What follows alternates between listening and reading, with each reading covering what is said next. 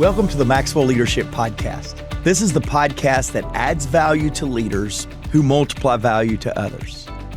My name is Mark Cole, and today Chris Goede and I continue the series where John Maxwell's teaching 5 things that don't require talent.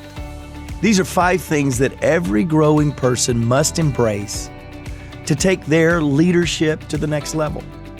Last week, we covered the first 2 points. We talked about teachability and initiative. This week, we're going to join John and he will cover the remaining 3. Now, if you would like to watch this episode or even last week's episode to catch up, you can watch it on YouTube, you can listen in. You can also download the bonus resource for this episode, all by visiting maxwellpodcast.com/talent. Now, let's join John for the rest of this lesson on things that don't require talent. Here is John Maxwell. Number 3, the third thing that requires no talent, and yet you can be successful if you have it, is passion. Reggie Leach said this about passion: success is not the result of spontaneous combustion. You must first set yourself on fire. So what are some pointers on passion that I can give you? Number 1, beware of firefighters. Beware of firefighters. When it comes to passion, there are 2 kinds of people: firelighters and firefighters. You need to stay away from the firefighters, and here's why. Number 1, firefighters focus on what's wrong with an idea rather than what's right. They're always on the negative side. 2, firefighters possess a doubting spirit. Number 3, firefighters work behind the scenes to cause dissension. They'll do everything they can to undercut. Number 4, firefighters hate change. Number 5, firefighters love the words, yes, but. Well, yes, but. Well, yeah, yes, but. Well, yeah, yes, but. Number 6, firefighters keep people with great potential from going to the top. That's the nature of these people. So if you have passion, you got to watch out for firefighters. The second thought on passion is prioritize your life according to your passion. Prioritize your life according to your passion. The following quote I had for several years, and it just absolutely fed my passion. It's by Tim Redmond. There are many things that will catch my eye, but there are only a few that catch my heart. It is those I consider to pursue. Not the things that catch your eye. A lot of things will catch those. What catches your heart? So prioritize your life according to your passion. Number 3, passion is the first step to achievement. It's step number 1 if you want to achieve. Find your passion and follow it. That's all the career advice that you will ever need. Well, there's so much to say about passion, but the last thing I'm going to say I think is the most important. Passion is the fuel for vision. The fuel for your dream is your passion. Are you ready for number 4? Courage. Courage doesn't take talented people. You've never heard somebody say, oh, they were courageous because they had a high IQ. Courage requires no talent. James Robinson said, greatness in the last analysis is largely bravery. Courage is escaping from old ideas and old standards and respectable ways of doing things. This is a tremendous thought. Courage is an everyday test. It's an everyday test.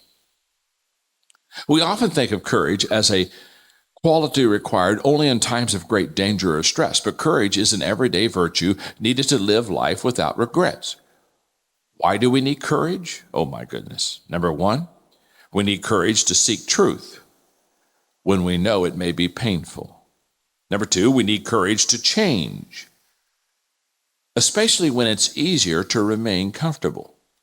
It takes courage for us to change.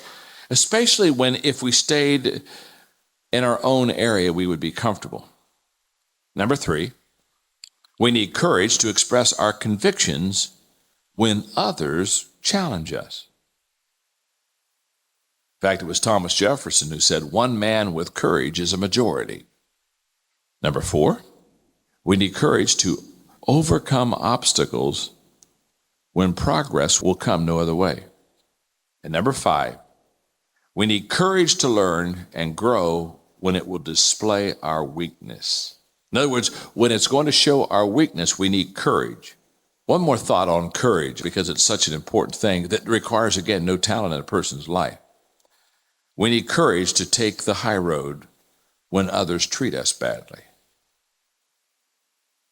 Because he who loses wealth loses much, and he who loses friends loses more. But he who loses courage loses all. Number 7, we need courage to lead when being in front makes us an easy target. We need courage to lead when being in front makes us an easy target. Martin Luther King Jr. said, "There is an agonizing loneliness that characterizes the life of a pioneer." Let me give you number 5. Let me give you something else that takes no talent at all. Encouragement. Encouragement takes no talent at all. And George Adams said, encouragement is the oxygen to the soul. It's the elevator principle I have in my book, Winning with People. We can lift people up or take people down in our relationships. Okay, why do people need encouragement? Number 1, most people don't believe in themselves. In life, it's not what you are that holds you back. It's what you think you're not.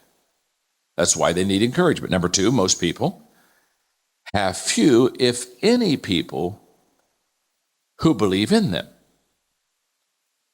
When nobody is there to cheer you on every day, you are likely to feel isolated and discouraged. Mark Twain said, "Keep away from people who try to belittle your ambitions. Small people always do that, but the really great make you feel that you too can become great." Number 3, most people know when someone believes in them. Booker T. Washington said, "You can't hold a man down without staying down with him." And number 4, most people will do anything within their power to embrace a leader's belief in them. If others look up to you, then reach down and lift them up. It will change their lives. William Ward said, "Flatter me, and I may not believe you. Criticize me, and I may not like you. Ignore me, and I may not forgive you. But encourage me, and I will not forget you." That is so true. So who's going to be successful in life? The person that's major talented, or the person who understands the things that we talked about today that require no talent, but they pursue those with great diligence? I guarantee you, not the most talented people are the major influencers in society for good. It's the people that have these disciplines in their lives. So be encouraged. Take what you've got. Play with the ball that's been given to you. Be patient. Don't be discouraged. Take these qualities and make them a part of your daily life, because the secret of your success is determining your daily agenda. And watch as you begin to climb the road to success. Hey, podcast listeners. Many of you listening right now would probably love the autonomy that comes with owning your own business or becoming a coach that helps other businesses succeed. Well, we have a phenomenal strategy where you are 100% in control of your own business, earning income on your own terms, and have access to the people, tools, and resources you need to build a thriving leadership development business. When you become a Maxwell Leadership Certified team member, you join a global community of entrepreneurs led by our expert team of mentors and faculty, including John C. Maxwell. You'll also get one of the top leadership certifications in the world next to your name, giving you the boost you need to get started. Visit us online at maxwellleadership.com/join the team to find out more. Hey, Chris, man, good to be back in studio with you. I thought about how we ended with the challenge last week of this idea of go and spend time on your initiative. Now, all of you that's just hopping in for the first time, you don't know what we're talking about, go back. We'll put it in the show notes. You want to listen to part 1 where John talked about teachability and initiative. Yeah. And yet, Chris, I've spent a long time, not just the last week, talking about purifying our initiative. And that's going to be really important as we dig into the 3 today, on specifically the first one on passion, what you're passionate about. Linking that passion and initiative is super important. You've played sports at every level of the game. Talk a little bit about the importance of initiative when you're on the practice field and turning initiative into passion when you're on the playing field. Yeah, that's an interesting question. As you think about this, John talks about, when he talks about passion, that is something that you have to prioritize in your life and what you want to accomplish. I think it allows you to spark innovation. It allows you to make changes. And when you ask that question, the first thing I thought about was the change that has to happen in the preparation of going into a game or a season, and that change that has to happen once it becomes game time. And if you're not passionate about what you're doing, then that's not gonna show up. And we all know passionate people. I may have one that's with me today that I'm riding shotgun here with more. You so might than also go home to another. Well, I wasn't going to say that, but I'm not sure she listens. She'll probably listen to this one because you'll probably tell her. But the fact that when you prioritize that and you know what your passion is, it doesn't take as much talent as maybe somebody that is extremely talented that doesn't have that passion, especially in the game of football, which we're both big fans of, right? Sometimes passion can give you that little bit of that extra edge. And so when you think about that, what is that in your everyday life, right? And I know I love this quote in here where John talks about, there are many things that will catch my eye, but there are only a few that catch my heart. Yeah. When it comes to what you're doing and what we're doing as an enterprise and what John is doing and we're carrying his legacy, you obviously are led by your heart, by that passion. Talk a little bit about the fact that maybe sometimes the talent is not there, but your passion and your drive and the things that go along with that allow you every day to lead at the highest level. It's so funny that you say that. I don't know if I've ever shared this, Chris, maybe even with you in one-on-one conversations, but I remember as a 12, 13, 14-year-old kid feeling overlooked. I was redheaded. I'm a lot more gray-headed now than I was then. Redheaded 40 years ago, that was not the most popular color of hair. It's still not probably, but it really wasn't back then. And I can remember being overlooked. I can remember going home, and my mom was the leader in the home. But she was the leader outside the home too. Just my mom and my dad just didn't broadcast it. Yeah. But my mom was pulling the levers for whatever my dad was saying. Yeah. And I always loved my mom for that. But I remember asking her, I was probably around my 13, 14-year-old self, of going, hey, why don't you kind of lead that meeting you just told John to lead? And she said, I can't. And I said, why? She said, because I'm a woman. And they don't let women lead in that environment. And I remember that, Chris, it really shook me at the overlooked potential of leadership because of some bias in the world around us. Now, it's become very popular now, kinda. That's probably a wrong thing to say because it's not popular enough for us to try to remove the biases of people. That's not true. It's become a good talking point. Yeah. It's not really happening, so let me correct that. But I will tell you, early on in my life, I realized the biases against certain humans, and probably it was a personal experience, the color of my hair. Certainly it was indelibly placed in me, and my mom's gender was holding her back in certain things that I watched her tell my dad what to say, and he'd go say them. And I'd go, Mom, why don't you just go say them? Let's cut out the middleman. And not really cut out my dad, but let's cut out the middleman. Yeah. And so, Chris, when I come back to what's passionate, what drives this passion, I'll tell you, when I watch a movie, when I read a book, and somebody is overlooked and somebody else less qualified, less talented, and less affected gets the opportunity than the other person, it's not an underdog story because it's not an underdog. They're really the top dog that just the world around them won't recognize it.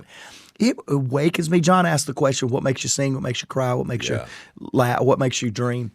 And I'll tell you that for me, it is that seeing someone that has tons of potential and not have a world around them that can handle that potential. It grabs me every time. And I go into myself to answer that question because that really does waken me and awaken the passion within me. The other thing I would say about passion is Liz Wiseman wrote a great book about maximizers and how maximizers in our life becomes minimizers. And I've said this before, but it bears repeating on talking about when you rely on passion more than talent, and I do, you can often overplay passion into intensity. John's told me dozens of times, because he's working with me still to this day on becoming a better communicator. And oftentimes in the absence of great content, I and others will compensate with great passion. But because it's overplayed from stage, it comes across as intensity. Got it. And I'm working right now on making sure that I sound more believable with passion rather than unrealistic with intensity. And that balance, and whether it's communication or leadership or with my kids, is a real fine balance that we all must consider when we're going to overcompensate a lack of talent in something with an enthusiasm with that. Sometimes we overplay the enthusiasm and it becomes intensity. I like what you just said there when you said overplay the maybe lack of talent, which you would say you're a work in progress. You always admit that from stage. You also brought to our attention maybe a lack of content. So what do you then default to? It is, let's go. Let's go. And even in some of our leadership team meetings and one-on-one, you say that. Hey guys, don't mistake right here, right? This is my passion coming out. That may be intense, right? And so we actually have been on the receiving of that and have had to learn both of those. But I think the point you're making here, when you don't necessarily require talent, if you have that passion, can allow you to achieve certain things. Yeah. You just got to make sure that you have that a little bit on governor. Now, one other thing I want to talk about, we had the privilege of just a couple of weeks ago with Marcus Buckingham in here, and he talked a little bit about love and work, and not necessarily the emotional, the EQ side of loving at work, but loving what you do, right? And he said, hey, there's a percentage. You got to be above 20%. You got to love what you do 20% of the time or greater to really stay engaged. I want to also say, I think we'd be remiss. We often hear, just go do what you're passionate about. You would admit to everybody, I think, that you're not passionate about everything you do every day. Is that correct? But there is a good part of it, much greater than 20%, that drives you, that helps maybe compensate for some of that talent. I'm so glad that you said this, because I was trying to figure out, Chris, even as we were talking, because I want to hit one thing pretty quickly, although we could spend the rest of the time on this. I'm a passionate person, already talked about that. I overplay passion to intensity. We talked about that. John talked about firefighters in here. And Jake made a funny comment, because I have some great friends that are firefighters, that are EMTs. They respond, first responders often. For all of our young leaders that might have missed the point, John was not criticizing the firefighters that's serving us out there. No. Make no mistake, we honor our first responders. But what he is saying, that sometimes people that have passion use that passion to put out somebody else's fire. And I have to be careful. Yeah. And you just brought this up. I'm just playing off what you said. I have to be careful, because most of the time, and you can disagree with this, honestly, you can, right here on the podcast in front of 180,000 people. Most of the time, I'm the most passionate person in the room. I would agree. Okay, good. Pay raise for you. I'm just kidding. Here's the problem with being the most passionate person in the room. If I don't like what we're talking about, I will utilize my passion to put water on what somebody else is passionate about. And as a passionate leader, oftentimes I find myself misusing, misrepresenting, creating malpractice on the beauty of the passion within me, because I fight fires and put out the fire and the productivity and even the desire in others with my passion misplaced. Yeah. And so I'm glad you brought that up, because those of us that have a large degree of passion, coupled with those of us that love to express it, because I think you got just as much passion as I do. You just got more maturity in when to demonstrate. Well, I don't know. It's maturity. It's just different. It's something. Yeah, and so we'll give it a good word of maturity at this point. You have a maturity to not overplay that passion that I sometimes have to be coached, open, reminded of, that I'm overplaying the passion. Yeah. So don't be a firefighter with your passion, and don't allow your lack of passion in one thing to minimize the passion somebody else might have in that thing. Yeah, that's good. And I appreciate you sharing that with us. I 100% agree. And we talk a lot about in leadership in John's world, blind spots. And Mark, that's not a blind spot, but Mark is saying, hey, this is something that's a strength of mine. And blind spot is an overused strength, right? On the backside, you just naturally go there. And so be aware of that. But then also, as we talk about not having talent, also understand that maybe you're not as passionate as Mark. Maybe you're on the side of the coin that I am, that it's okay to bring some of that passion to a certain thing that'll help you when maybe you're not as talented. Okay, let's talk about the fourth one that John talks about here, where he says, hey, again, this doesn't require talent. We're going to talk about courage. Yeah. When he said that, the first thing I thought about was, man, I think sometimes people are either courageous or they're not. Is this something that's a learned skill? Was my first question to you. And then we started briefly talking about 2020 and things you've led us through. And even over the last 2 or 3 years, the results of all of that have grown your courage. Obviously, you were very teachable, going back to point number 1 from our previous lesson, which if you haven't listened to, I encourage you to go back and check that one out. But you've grown into that. But is this a skill that you feel like is something that people can develop, can learn to a greater depth that allows them to become a little bit more successful, if that's the word we're using, without a certain skill? Yeah, I do think that, to answer your question. I think that your ability to tap into courage, first and foremost, without anything in a comparison standpoint of you do better than others or you do better than you did last time, it gives you the ability to try things you would not try that most of the time you believe requires talent. I've watched people accomplish great things, not because of talent, but because they had the courage to try something they did not have talent with. And oftentimes, talent can be developed in an area that you chose courage before you chose ability. That's good. Talent can follow. Courage doesn't always follow. In fact, I believe talent will follow if you'll use courage. Will you still be the best in the world? No. But will you be able to do something? Need I remind all of us sports people about the movie Rudy? Right. It was not Rudy's talent. It was not his stature. Right. He looked a little bit like I looked standing next to you, just a little run of a guy. At the same time, his courage inspired the most talented to be even better. See, courage has a multiplier effect that talent doesn't. Talent is a minimizer. I see somebody like you have all the ability to play tight end, to play in, to do all the stuff you did in school. And I go, I can't do that. God did not give me the genetics. I go out and do that. And then there's a lot more people encouraged because are inspired because I took the courage to do it. You mentioned 2020, and I really want to hit this because John made the statement here, and it's in your notes. Those of you download the bonus resource. He says, courage is an everyday test. And I got to tell you the way that I looked at courage in 2020, because as many of you know, I'm a person of faith. And so I'm very inspired and was particularly inspired by the story of Moses and Joshua in 2020, because John was giving me all this responsibility. And so I just started studying Joshua and chose my word of the year to be 2 words. Very rarely do that. And it was strength and courage. And I had this utopian feeling that if I would study courage all year long, I would all of a sudden build courage as if it was a structure. Courage is not a structure, it is a fuel.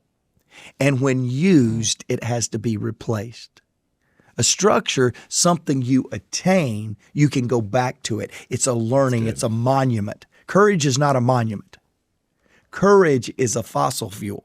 Courage is something that is expendable, and you have to keep going back to it. Because I spent all year talking strength and courage, and the next year, dadgummit, Chris, different challenges came up. Different things came up. And I had to go back and go, well, where's my courage? Where's that monument of courage? All that stuff I learned. Where's the pillar that I built? And I went, oh, it's not. It's a tank, and it's empty. Go put some more courage back into it. Courage is an everyday test. But if you will then go down and look at these 7 points, we won't go back and repeat all of them unless you want to dig into one or two of them. But you look at those 7 points that John talks about, it is an everyday test. And guess what? When you get done testing and passing the test today, it's coming back tomorrow. Yeah. And you will have to go back and get a strategy to continue feeding yourself, filling your tank of courage. So we're not going to go over these. They are in your show notes. Let me ask you a question. As you think back during that time, or maybe even right now, and we all need courage. It's an everyday thing, as John talked about. How do you go about doing that, Mark? How do you go? And I love that analogy. It's the fuel. I had never really thought about it like that, versus kind of a monument. How do you go about doing that? Is it different depending on the season of where you're at and your growth and your leadership? Like how do you refuel that? It's painful. That's when you said, how do you go mean about you just don't pull up, put your credit card in and put the gas in? It's so funny when you said, how do you go about that? And I just wanted to say painfully. Yeah. And I'll tell you why. Because while John is teaching this, Chris, I got something at a very deep, it's a parenting issue. It's something very, very deep, not prepared to talk about it from the impact that it would have, but very, very deep with Stephanie, my wife, and I, our home, what's going on, particularly with our youngest daughter. And I'm sitting here, and I have let this thing become so big that it's paralyzed me. And I literally listening to this and says, we need courage to change when it's easier to remain comfortable. And I have become comfortable over the last 3 weeks of letting this just rest in our family rather than the courage of exploring it to see what it would show me, the light that it would shed for me. And then he goes on and he says, we need courage to express our convictions when others challenge us. Yeah. And oftentimes we do this flight or fight thing, right? Yeah. We fight, but we're not fighting with courage. We're fighting with a resolve that we need to have the courage to let our convictions be challenged, not the ignorance to defend convictions that should be challenged. So good. And I'm sitting here going, it's painful. That's how you do it. Yeah. You just deal with the pain that you've got to go back in and deal with things courageously, because right around the corner is another giant, is another obstacle, is another challenge. And if you don't keep filling that tank with courage, you'll become comfortable. I just watched physically the painfulness it was talking about that. Listeners, this may be my last podcast. I may not be back, but I can see it right in your countenance in talking about that. And then I'm sitting there going, man, John's brilliant, because as I think about listening to you, as we think about these things, everything you just talked about, you have to have teachability. Even that example you just talked about, in order to have that courage then you got to have the initiative in order to refuel. You have to have the passion, and now we're talking about a courage, and so it all goes together, right? And all of these things, by the way, listeners and those that are watching on YouTube, remember, these are things that don't require talent. This is for you just to dig in. Okay, with all of that, I think you need some encouragement. And as we go to the last, point, we're going to wrap up here. But when John talked about this, the first thing that came to mind, and I shared this with you, you shared something that several weeks ago in a podcast, or we were talking, or I heard you say something, I was listening to something that you did.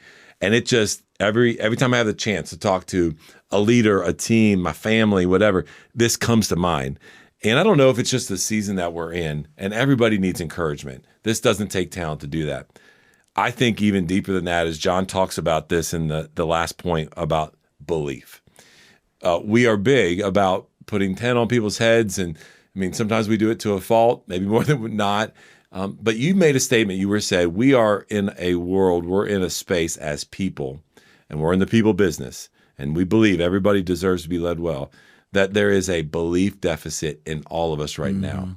And I think even leaders that are younger in their career and maybe not even in their career yet have this so deep and rooted into their system, it's going to be a problem. Will you just unpack that as we kind of wrap up and we talk about, man, we've got to have belief in people and belief in ourselves as something that doesn't take talent. Will you just talk a little bit about that in your heart behind why you say that, what you see, and why it's important that we address this? Yeah, as you were talking, and even when John was talking, I was reminded of a Truett Cathy quote. John Maxwell's dad, Melvin Maxwell, had a very similar quote. But here's how you know when someone needs encouraging. It's when they're breathing. Yeah.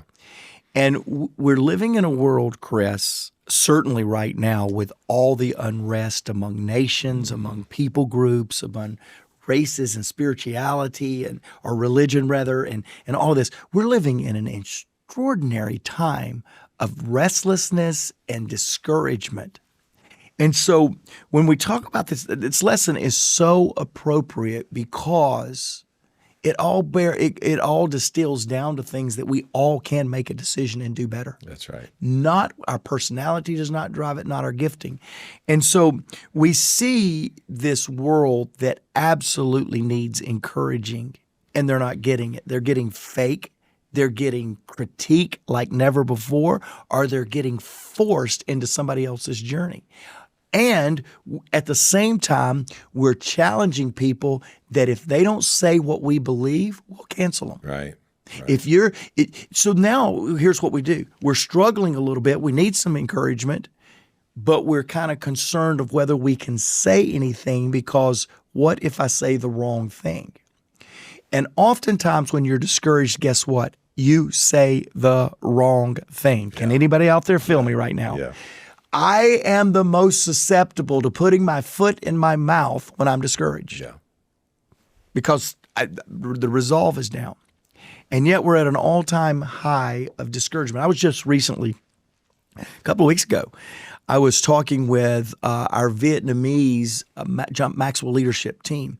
And a girl got on and asked the question. She said, I am so positive.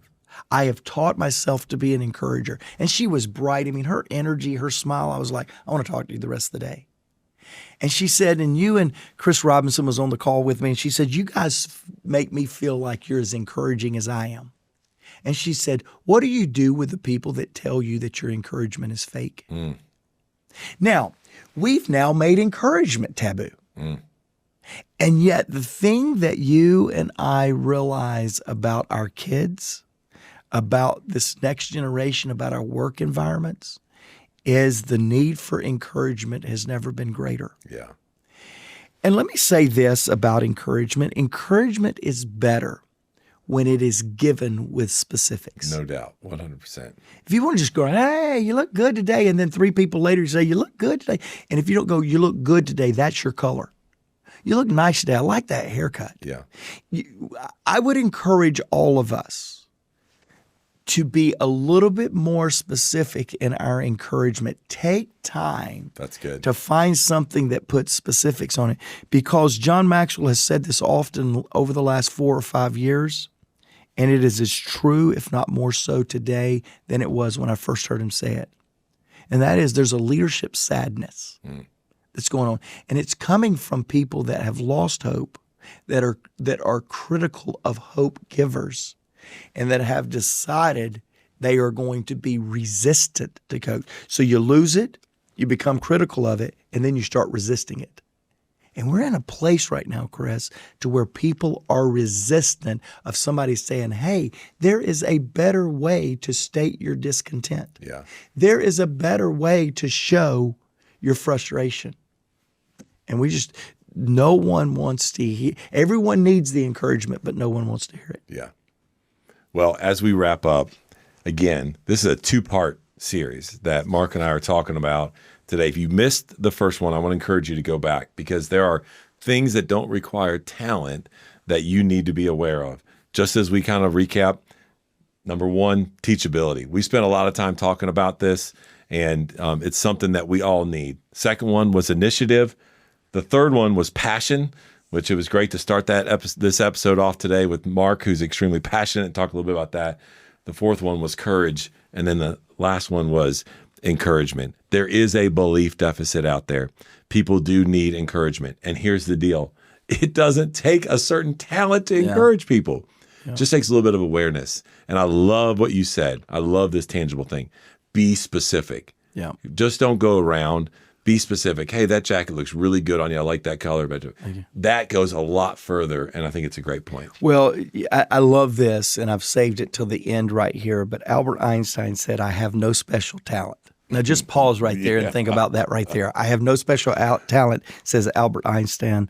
I'm only passionately curious. And I think it's true that we as leaders, it's why I spend so much time talking about my most favorite Maxwell leadership book. It's a special again today for those of you that listened last week. It's the book that I held up last week, and I'm holding up for all of you not listening or watching rather from YouTube. I'm holding up the book, Developing the Leader Within You 2.0.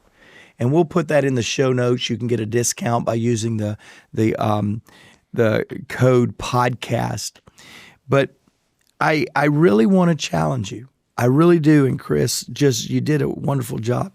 Take these 5 things we've given in the last 2 weeks, and you will supersede a similarly talented person, because these 5 things are difference makers. I'm reminded, speaking of difference makers, I'm reminded, of course, our podcast always comes out on Wednesday for those of you that are waiting patiently for it to come out live. And so this Saturday, today's Wednesday, if you're listening to it live, this Saturday in the U.S. is Veterans Day. And I just thought, Chris, that what a moment, speaking of courage. A lot of these people don't go in because they're the most talented or the gifted. They're just committed. They go in to make a difference. And for all of you veterans that listen to our podcast, particularly those in the U.S., because Saturday we celebrate you, but veterans around the world, you have fought for something bigger than you. You have defended your country. We honor you.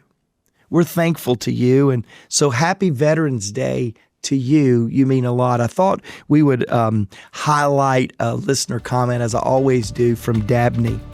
Dabney listened to the podcast, Make Your Future Bigger Than Your Past. And this is what Dabney said.